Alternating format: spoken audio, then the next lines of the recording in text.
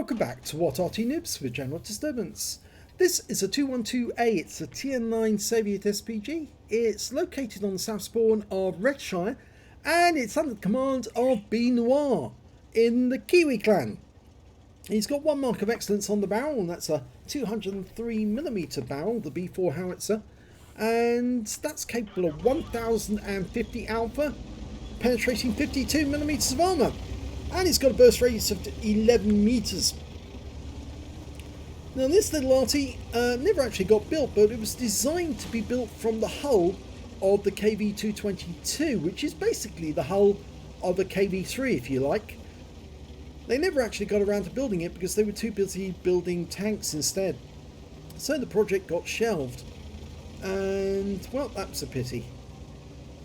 Anyway, it's quite a good little Arty because although it's got a narrow arc of fire, it's actually very quick to aim in on a target. And with the fact that it's enclosed means it's got vents, and vents means you can boost your crew skills considerably, well, by 5%, and that makes a big difference.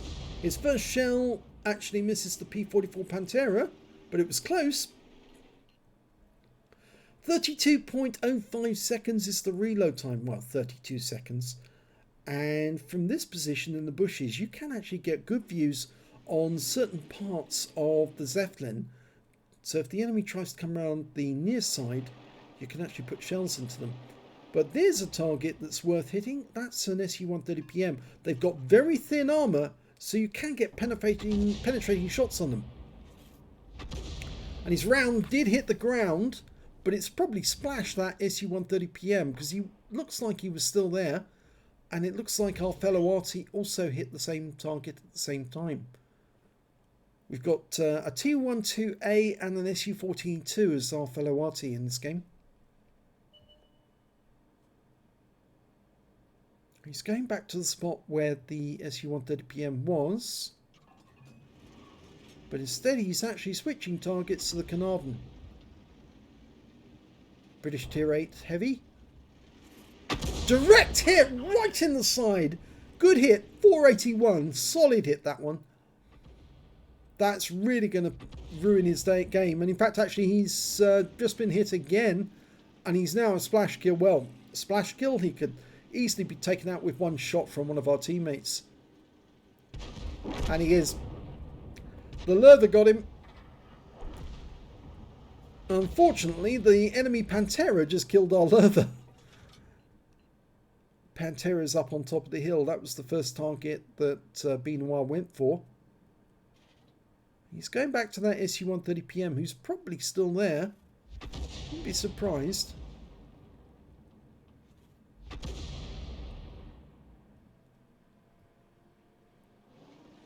Over in the castle grounds, we've got a VK-4502B.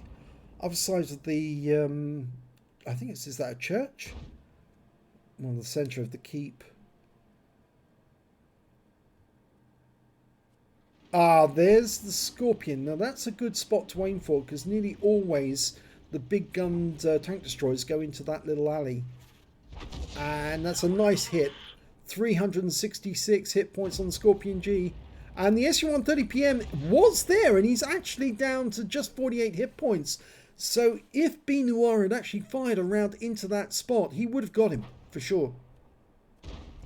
But he will get him this time. If he's still there, he's a goner. A few seconds to go. Here we go. Say goodnight, SU-130PM. Yep, got him. Got him with splash. It was a short shell, but it actually did splash him to death anyway.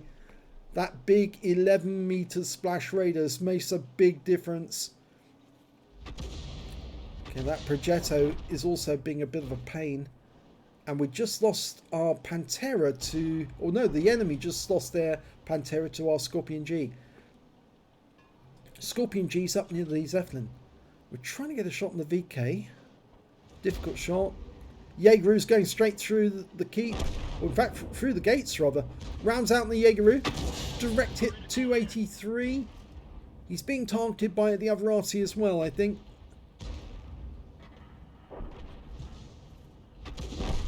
he's gone. So a nice bit of stun assist there, because he's actually picked up the rest of the Jaegeru as stun assist. So he's now up to 1.6k of stun assist from that alone. As you know, stun assist does pay out half the damage as XP, so it really does work.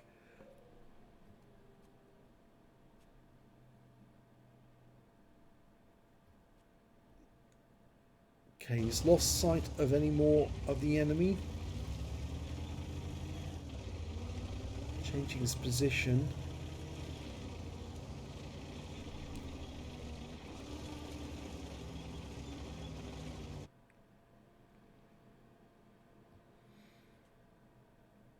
Now that Scorpion's probably still in that channel.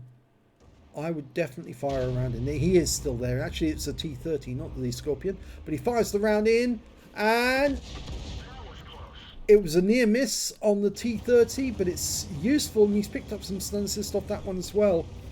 So this is working out to be quite a good game for him in terms of damage and stun assist.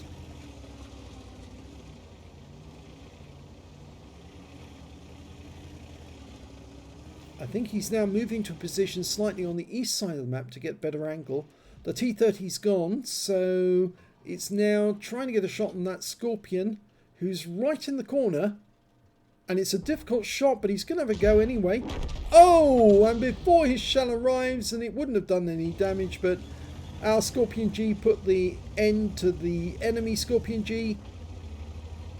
And we're still one tank ahead of the enemy. Now we're 2 tanks ahead. They've got the TVP over by the castle. Well, he's got a new firing position now, and it's sitting in the river.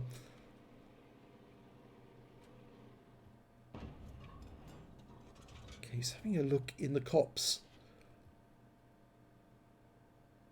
It's normally very difficult to see the tracer coming out of a copse. And, well, he's now been realigned on that Progetto, but it's a difficult shot on the reverse slope. He fires one in. Oh, it lands at the top of the hill. If he'd hit both of them at the same time, he might have got a bombardier.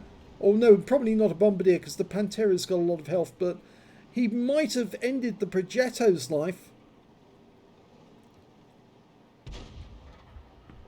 Ouch. We just lost our Scorpion G to their 212A.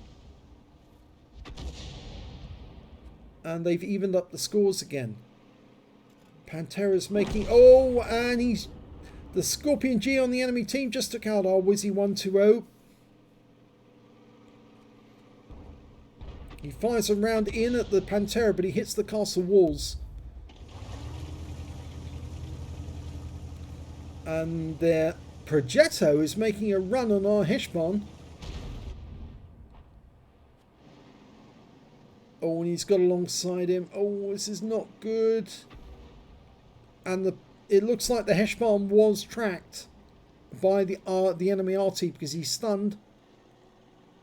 Trying to get a shot on that Progetto. It's difficult. It's a very, very difficult angle because of that dip.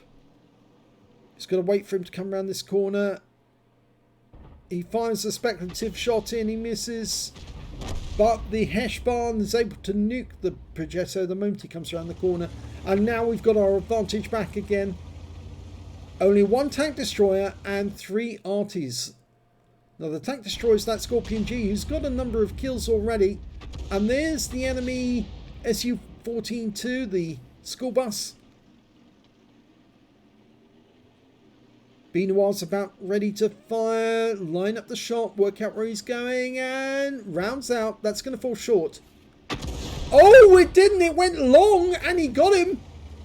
It went beyond the aim point, into the back of the school bus, and took him all out. So he's now got 2 kills. And there's the 212A making for the castle grounds. He's not going to be loaded in time, but the Heshbon gets him. Which means now there's only 2 enemies left. Another 212A and Scorpion G. But we've only got the Heshbon. I suspect the Scorpion G is somewhere over on the west side of the map. And the reason I say that was because he was able to take out the Wizzy 1201 GFT, who was also by the castle. So Benoit might be going into a bit of danger by going over this side, but it could also be that the Scorpion G was in the village. And the Heshbon, when he's going over to the other side of the map, he's firing a speculative shot into the corner.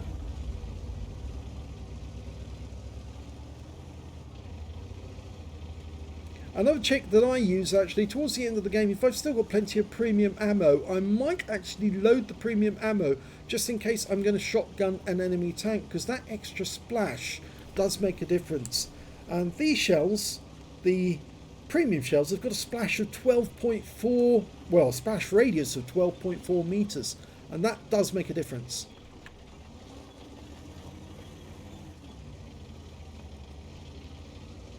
Need to remember that the Wizzy 120 got killed in this area earlier in the game. And he's having a quick look. Well, they're not in the castle grounds because he would have seen them, but I have the sneaking suspicion that one of the enemy is in the northwest corner, and I think that's what Benoit thinks as well. And it's probably going to be the 212A.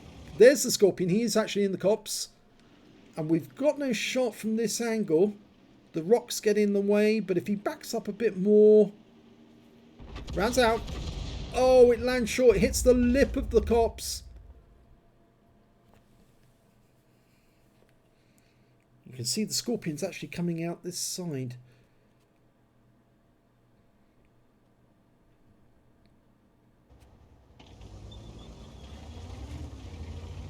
Almost loaded.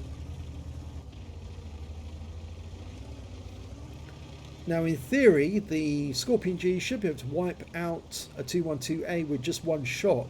He's gone now for a 490, and the 212A has only got 460 hit points, so one shot should be enough to take us out. But if he gets a low roll, that would be a different matter. Now, is there an Arty in this corner? Yes, there is, and it's the 212A. Drive up behind him and shoot him in the ass. Hello. Auto aim on. That's it. Beautifully done.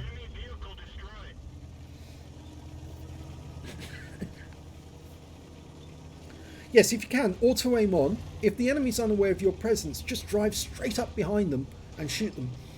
You can't miss, and there's not a lot they can do once you're that close. It's inevitable. I think the Scorpion G is still going to be in the woods, but is Benoit going to be loaded in time? He's taking a risk doing this, but yes. And auto aim on. Auto aim on. Yes. And the Heshbon. Oh, it's actually the 212A. It's the other 212A. Yes, it was the other 212A who got the kill. Let's have a look at the end of battle stats. It's not often you see that, actually.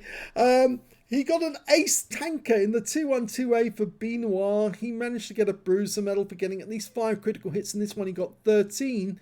And no other medals. But it is an ace tanker, and that's good. That's very good. And in fact, he did have a lot of balls doing what he did, going into enemy territory to look and hunt down the enemy.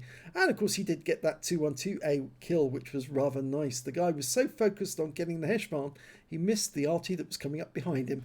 And this is where I think he said, I think we're going to need a scout. he was acting as scout. Unpaid scout for the day. If we look at the damage, we can see he didn't get the highest damage in the game. The Prototypo Standard B managed to get 4,034 hit points of damage, but we can also see that the Heshbon got 3,353, and then we've got Benoit with 3,004. So these were the only 3 players who managed to get over 3,000 hit points of damage. Nobody on the enemy team managed to get over 3,000. When it came to kills, he shared the top spot with 2 others. The other 212A, he managed to get 3 kills. So did Benoit, and so did the 212A on the enemy team. I think that was the one he walked up behind and said hello. Well, not in such polite terms. And the when it came to base XP, it was BNY who did the best with 1,158, 1,139 for the standard B, 866 for the Heshbon. He fired 16 shots in that game, got 5 direct hits, no penetration but 11 splash. Damage of 3,004 hit points, of which 2,103 were at more than 300 meters. He did receive a hit, I'm afraid. Yes, it was a hit by way of splash damage. That was from the Scorpion G. It didn't kill him, but it did put a bit of a dent in his vehicle. One enemy vehicle spotted, that was the 212A. He damaged 8 of the enemy, killed 3 and did 66 hit points of damage assistance, plus 2,983 hit points of stun assist off 8 stuns, and that's a huge total, and that's why he's got the top XP on the game. On a premium count, he earned 40,200 credits from the game, and after repair and ammunition resupply, took away 22,004 credits. He received 1,158 XP, got 1,737 altogether to take away. So yes, that was a good battle and a nice ending. And he did the right thing. He locked on auto-aim onto the target the moment he spotted him. And the shell will go much truer to the target if you do that rather than actually trying to manually aim, because that sometimes you can get that wrong. I've got it wrong on occasions, and it's very frustrating when I do that. So I do recommend people to auto-aim onto the target. If they're going to shotgun at very close range, your shell will probably hit anyway, but it just helps to guide the shell directly to the target. So if you enjoyed that replay, please give this video a like and do subscribe to our channel, please. And thanks for watching.